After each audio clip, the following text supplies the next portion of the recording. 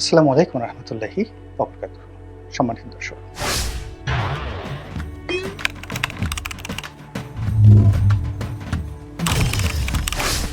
Doctor Mohammad ইউনূসকে নিয়ে video বানাতে বানাতে আমি ক্লান্ত হয়ে পড়েছি। এই ভদ্রলোকের নাম উচ্চারণ করে বা তাকে নিয়ে আলোচনা করে বা তাকে নিয়ে সমালোচনা করে বা তার পক্ষে বলা বিপক্ষে বলা সত্যিকার অর্থেই আমি খুব বিব্রত বোধ করি অন্তরের অন্তঃস্থল থেকে। কিন্তু তারপরও বলতে হচ্ছে এই কারণে যে পুরো দেশের ক্ষমতার যে চাকা, স্টিয়ারিং, এটি তার হাতে। কিংবা ধরুন যে জাহাজ, পুরো দেশটাকে যদি আপনি একটা জাহাজের সঙ্গে তুলনা করেন, আমরা সবাই যাত্রী আর সেই জাহাজের ক্যাপ্টেন, সেই ক্যাপ্টেন ডক্টর মোহাম্মদ ইউনূস। আপনি চান বা না চান, তার সফলতা যেমন আপনাকে আন্দোলিত করবে, আপনার ব্যবসা বাণিজ্য থেকে শুরু করে আপনার কর্মক্ষেত্র, ব্যক্তি, পরিবার, সমাজ, সব ক্ষেত্রে আপনাকে আনন্দময়তা দেবে। আর আপনি যদি প্রলয়ের আশায় বা আতঙ্কে চোখ বুজে থাকেন এবং মনে করেন যে না, এই ধরনের কথা বলাটা ঠিক না, বলবো না, দেখবো না, কোনো কিছু করবো না, অর্থাৎ আপনি যদি অন্ধ হয়ে যান বা চোখ বুজে থাকেন, জবান বন্ধ রাখেন, তবুও প্রলয় থেকে আপনি রক্ষা পাবেন না। আমি বহুদিন ধরে ধানমন্ডিতে বসবাস করছি। আমার জীবনে কখনো ধানমন্ডি এলাকাতে ছিনতাই করতে কাউকে দেখিনি। কিংবা এখানে গোলাগুলি, ঢাকা কলেজে যখন পড়েছি তখন ছাত্রনেতারা গোলাগুলি করেছেন বা পরস্পরের সঙ্গে মারামারি করেছেন, কিন্তু কোনো ছিনতাইকারী দিনে দুপুরে নিউ মার্কেট এলাকা, ধানমন্ডির মূল সড়ক যেটা মিরপুর রোড, সেখান থেকে একেবারে কলাবাগান পর্যন্ত প্রকাশ্য দিবালোকে ছিনতাই করতে বা কোমর থেকে চাকু বের করে কারো পিছনে ছুটতে আমি এই দৃশ্য দেখি, জীবনে দেখিনি।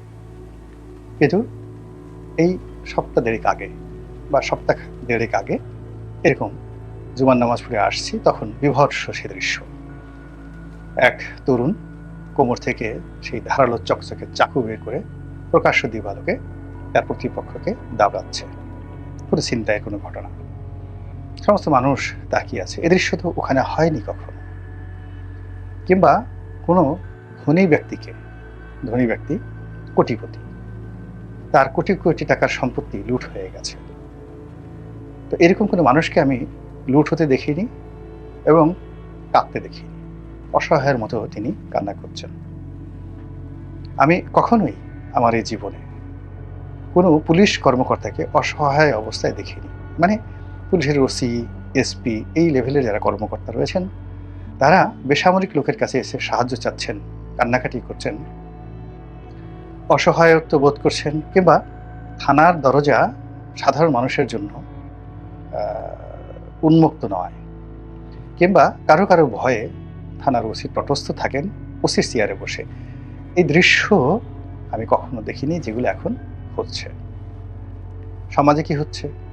কে বিএনপি করে, আবার বিএনপির মধ্যে কে ভাইয়া গ্রুপ, আর কে বেগম খালেদা জিয়ার দল করেন, তার গ্রুপ, কে বেশি বিএনপি করেন, কে কম বিএনপি করেন, তারপর কে পোড় খাওয়া, কে খাওয়া না, বা একটা এলাকাতে কে কমিটির যে পক্ষের লোক, তার লোক, অর্থাৎ যার হাতে কমিটি আছে, সভাপতি, সেক্রেটারি, তার লোক, বা কে এমপি পদপ্রার্থীর লোক, কে উপজেলা চেয়ারম্যান পদপ্রার্থীর লোক। এই যে বিভেদ এবং বিসংবাদ জনগণকে অতিষ্ঠ করে তুলছে। তারপর প্রশাসনকে অতিষ্ঠ নয়, অসহায় করে তুলছে। Nobody is working as well. তো কাজেই এই ঘটনাগুলো ঘটছে যখন, তখন ক্ষমতার কেন্দ্রে ডক্টর মোহাম্মদ ইউনূস। তো কাজেই তাকে নিয়ে তো আলোচনা করতেই হবে। আমার ইচ্ছা না থাকলেও আলোচনা করতে হবে একজন নাগরিক হিসাবে, নিজের সচেতনতার জন্য, নিজের দায় মুক্তির জন্য, আর আমাকে যারা মনে করেন যে না, এই লোকটার কথা শোনা উচিত, তাদের জন্য।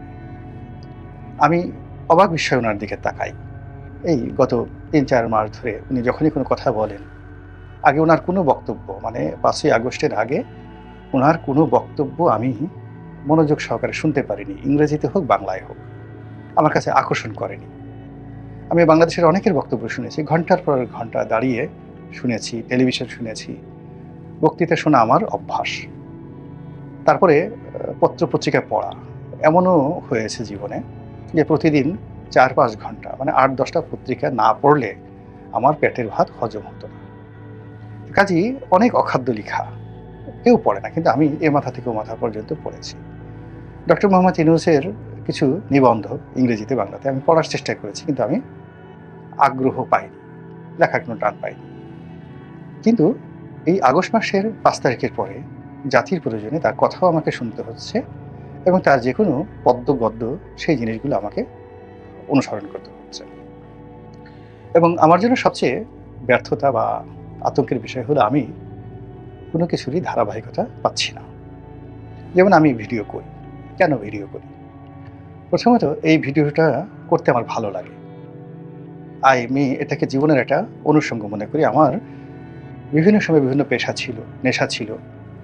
তো সেই সকল পেশা এবং নেশা আমার রক্তের সঙ্গে যেভাবে মিশে গিয়েছিল, একটা সময় টক শো না করলে আমার ঘুম হতো না। এখন সেই জিনিসটা নেই।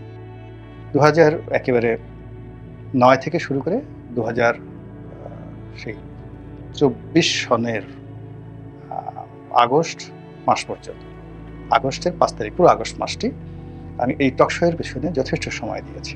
কিন্তু এখন আমার সেটা ভালো লাগে না। কেন ভালো লাগে না সেটা ভিন্ন ব্যাপার, আমি এখন যাই না। অনেকে ডাকেন, তো যাই না। কিন্তু এখন আমি এই ইউটিউবের যে কথাগুলো, এটা আমার বেঁচে থাকার অবলম্বন। আমি এগুলো করি। এটা আমার একটা ফ্যাশন, এটা আমার একটা প্যাশন, এটা আমার একটা আইডেন্টিটি।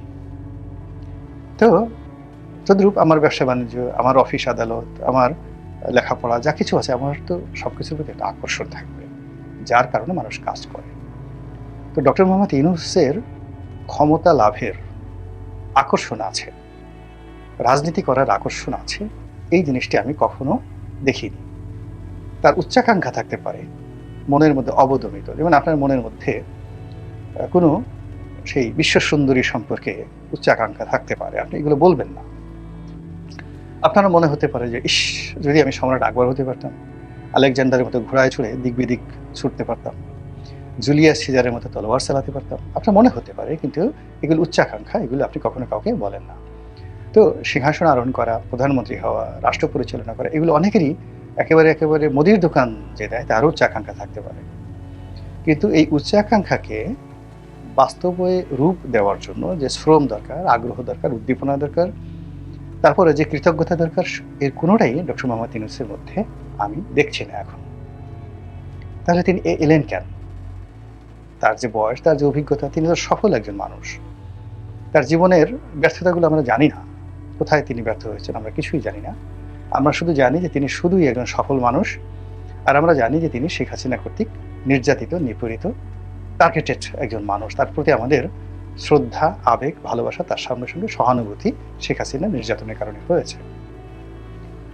তো সেই তিনি যখন ক্ষমতায় এলেন, আসার পর আমরা তো তাকে দেখে আসছি, কোথায় তার ইন্টারেস্ট, কোথায় তার ইন্টারেস্ট নেই, ইত্যাদি ইত্যাদি। তো এই রাজনীতির ক্ষেত্রে আগেও তাকে আমরা ইন্টারেস্টেড দেখিনি। তিনি একেবারে শেখ হাসিনার পতনের একদিন আগ পর্যন্ত ঝুঁকি নিয়ে তার বিরুদ্ধে একটা টু শব্দ করেননি। এর অর্থ তিনি হয়তো সাহসী নন, অথবা তিনি ঝামেলা এড়াতে চান, অথবা তিনি একেবারেই উচ্চ মার্গের ভদ্রলোক, যে কারো বিরুদ্ধে সমালোচনা তিনি করতে চান না। যেমন ডক্টর কামাল সাধারণত কারো বিরুদ্ধে সমালোচনা করেন না, কখনই করেন না, অতি উচ্চ মার্গের। আবার অনেক অলি আল্লাহ প্রকৃতির মানুষ আছেন যারা রেসপন্ড করেন না, তাদের প্রতি জুলুম করা হলে আল্লাহর কাছে বিচার দেন। অতি সম্প্রতি দেখলাম যে বেগম খালেদা জিয়া একটা বক্তব্য দিয়েছেন, সেই ডক্টর আসিফ নজরুলের একটি স্ট্যাটাসের মাধ্যমে জানলাম তিনি শেখ হাসিনা সম্পর্কে আল্লাহর কাছে বিচার দিয়েছেন। তো এরকম অনেকে হয়। তো ওনারও যে নীরবতা, সেটা বিভিন্ন কারণে হতে পারে, কিন্তু তার ভিতরে যদি দৃঢ়তা থাকতো, রাজনৈতিক উচ্চাকাঙ্ক্ষা থাকতো, নেতৃত্বের গুণাবলী থাকতো, তিনি বিদ্রোহ করতেন। এবং তিনি যদি ২০১৪ সনে বিদ্রোহ করতেন, ২০১৫ সনে বিদ্রোহ করতেন, এবং তিনি যদি বিএনপির অফিসে একদিনের জন্য যেতেন, জামাতের লোকদের সাথে বৈঠক করতেন, সারা বাংলাদেশ কিন্তু কেঁপে উঠত, সারা বাংলাদেশ। কিন্তু উনি এটা করেননি। উনি শেখ হাসিনার সঙ্গে খ্যাপাতে চাননি, বরং একেবারে শেষ সময় পর্যন্ত বিভিন্ন অ্যাঙ্গেলে তিনি শেখ হাসিনার সঙ্গে সমঝোতা করার জন্য তিনি চেষ্টা করেছেন। সেটা ব্যর্থ হয়ে তিনি তার কর্মচারী তাদের সাথে নেগোসিয়েশন করে প্রায় ২০০ কোটি টাকা তাদেরকে ক্ষতিপূরণ দেওয়ার ব্যাপারে তিনি রাজি হয়েছেন, মামলা মোকদ্দমা তারা তুলে নেবে এবং বেশ একটা বড় অঙ্কের টাকা তিনি লেনদেনও করেছেন। কিন্তু সেটাও শেখ হাসিনার ইগোতে লেগে গেছে এবং সেই কারণে যে উকিল এই সমঝোতাটা করেছে সেই উকিলের বিরুদ্ধে শেখ হাসিনা দুর্নীতি দমন কমিশন লাগিয়ে দিয়েছেন। তখনও তিনি নড়াচড়া করেননি, তিনি আবার সেই আপদ বিপদকে তিনি মেনে নিয়েছেন। তো কাজেই ক্ষমতার জন্য তার যে লালায়িত মনোভাব, তার যে আকর্ষণ ইত্যাদি ইত্যাদি, এর কোনো কিছুই আমার মনে হয়নি যে তিনি খুব আগ্রহী, বা এখনো মনে হচ্ছে না।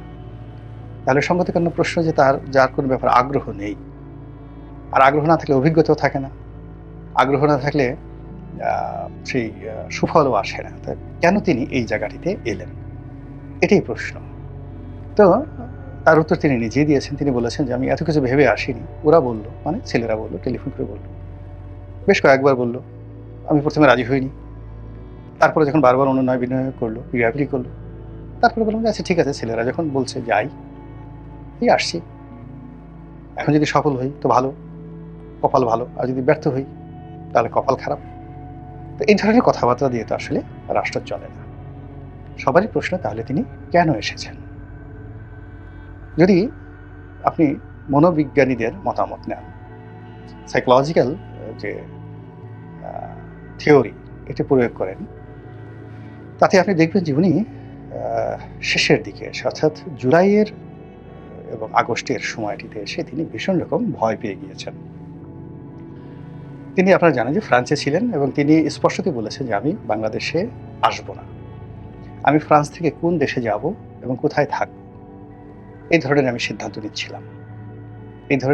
নিচ্ছিলাম। আর আমার যারা আপনজন তারা বললেন যে আপনার আসার দরকার নেই, আপনি আসলেই গ্রেপ্তার হয়ে যাবেন। তো এরকম যখন পরিস্থিতি, তখনই জুলাই বিপ্লব হলো, আগস্ট বিপ্লব হলো, এবং আমার কাছে এরকম একটা প্রস্তাব যখন এলো, তখন পুরোটাই অভাবিত, অজানা ছিল। তো আমার আসলে এত কিছু চিন্তা ভাবনা করার সময় ছিল না। এটা হলো ওনার সরল স্বগতি। কিন্তু এটিকে যদি আপনি মনোবিজ্ঞানের ভাষায় নেন, সেটা হলো তিনি তার মামলা মোকদ্দমা নিয়ে ভীষণ রকম উদ্বিগ্ন ছিলেন। তার সহায় নিয়ে, সম্পত্তি নিয়ে, তার দেশ বিদেশে যে সকল টাকা পয়সা রয়েছে সেগুলো নিয়ে ভীষণ রকম তিনি উদ্বিগ্ন ছিলেন। দ্বিতীয়ত, জেলকে তিনি ভীষণ রকম ভয় পেতেন। জেলে যাওয়াটাকে তার কাছে ভীষণ রকম পীড়া দিত। তৃতীয়ত, তিনি শেখ হাসিনাকে আরও ভয় পেতেন। মানে যে কোনো বিষধর, যে কোনো ক্ষমতাধর, যে কোনো বিধ্বংসী প্রাণীর চেয়েও তিনি শেখ হাসিনাকে ভয় পেতেন। তো সেই শেখ হাসিনার পতন হয়েছে এবং শেখ হাসিনার মুক্তি একটি বাংলাদেশ, এবং সেই বাংলাদেশে তিনি রাজার আসনে বসবেন, প্রধানমন্ত্রীর আসনে বসবেন, এরকম একটি প্রস্তাব তার যে সকল চিন্তা চেতনা এলোমেলো, কল্পনা সব কিছুকে এলোমেলো করে দিয়েছে। এটা হলো ফার্স্ট ঘটনা। দ্বিতীয়ত, যে তিনি চিন্তা করেছেন যে আমি যদি ক্ষমতায় বসি, খুব দ্রুত আমার মামলাগুলো আমি জিরো করে ফেলতে পারবো, এবং আমার কাছ থেকে যেগুলো ছিনিয়ে নেওয়া হয়েছে, গ্রামীণ ব্যাংক, তারপরে গ্রামীণ ফোনের উপর যে সকল বিধিনিষেধ আরোপ করা হয়েছে এনবিআর থেকে, তারপরে বিটিআরসি থেকে, এই জিনিসগুলো আমি খুব অল্প সময়ের মধ্যে ঝামেলামুক্ত হতে পারবো। আর এগুলো ঝামেলামুক্ত হওয়ার পরে এবার দেখা যাবে কি হয় বা না হয়। এটা তিনি সবার আগেই কগনিজেন্সে নিয়েছেন। তিনি একটা ফ্রি ফেয়ার ইলেকশন হবে, বিএনপির যে বর্তমান ঝামেলা, জামাতের ঝামেলা, সমন্বয়কদের ঝামেলা, এগুলো তিনি চিন্তাই করেননি। তিনি যে জিনিসগুলো চিন্তা করেছেন যে ক্ষমতায় বসলে তার এই 2-3টি পয়েন্ট, যেগুলো তার জন্য এই মুহূর্তে খুবই অস্বস্তিকর হয়ে পড়েছে, এই বিষয়গুলো থেকে তিনি নিজেকে রক্ষা করতে পারবেন। এবং ঘটেছেও তাই। তিনি ফ্রান্স থেকে বাংলাদেশে আসার আগেই, ক্ষমতা নেওয়ার আগেই, তার লোকজন গ্রামীণ ব্যাংকের সামনে গিয়েছে, সাইনবোর্ড টানিয়ে দিয়েছে, এবং সেখানে রীতিমতো দখল হয়ে গেছে। সবার আগে বাংলাদেশে যদি কোনো কিছু দখল হয়ে থাকে, সেটা হয়েছে গ্রামীণ ব্যাংক, তারপরে হলো ইসলামী ব্যাংক। তো যাই হোক, সেই গ্রামীণ ব্যাংক দখল হলো, তিনি এলেন, এবং তার এই যে মামলাগুলো এত দ্রুততার সাথে নিষ্পত্তি হলো, যেটি শেখ হাসিনা ক্ষমতা আসার পরেও তিনি সেটি পারেননি, সেটি ডক্টর মোহাম্মদ ইউনূস করে ফেলেছেন। এখন তিনি ঝামেলামুক্ত, তার কোনো মামলা নাই, কোনো মকদ্দমা নাই, কোনো রকম পেন্ডিং ইস্যু নাই, ইনকাম ট্যাক্সের কোনো ঝামেলা নাই, এনবিআর কোনো ঝামেলা নাই, বাংলাদেশ ব্যাংকের কোনো ঝামেলা নাই, সিআইডি, এসবি, ডিবি কোনো ঝামেলা নাই। তিনি এখন একেবারে মুক্ত একজন মানুষ। এখন এই যে বিমুক্ততা, এটি কি তাকে অসাড় করে তুলবে? এটি কি তাকে অলস করে তুলবে? এটি কি তাকে মানে পালিয়ে যাওয়ার জন্য উদ্বুদ্ধ করবে? ওই যে বিখ্যাত একটি গান, আইয়ুব বাছুর, আর বেশি জ্বালালে উড়াল দিব আকাশে। তো এই একই গান কিন্তু আবার আমাদের সেনাপ্রধান তিনিও গিয়েছেন। এই জুলাই আগস্ট বিপ্লবের প্রাক্কালে তিনি যখন সেনা কর্মকর্তাদের সাথে বৈঠক করেছেন, তখন এই গানটি তিনি উচ্চারণ করেছেন যে, আর বেশি জ্বালালে উড়াল দিব আকাশে। এখন সেই যে সেনাপ্রধান কণ্ঠের গান, যেটি আইয়ুব বাচ্চু গিয়েছেন, তার অমর গান, এটি এখন ডক্টর মোহাম্মদ ইউনূসকে গাইছেন। আর আইয়ুব বাচ্চু যেহেতু চট্টগ্রামের মানুষ, উনি তো চট্টগ্রামের নামে একেবারে দরাজ দিল। তো সেই গানটি যদি তিনি গেয়ে থাকেন, শুনে থাকেন এবং তাকে উদ্বুদ্ধ করে থাকে, তাহলে কি হতে পারে বাংলাদেশের ভবিষ্যৎ? চিন্তা করতে থাকুন আর দেখতে থাকুন ঘটনার প্রেক্ষাপট। আসসালামু আলাইকুম ওয়া রাহমাতুল্লাহি ওয়া বারাকাতুহু।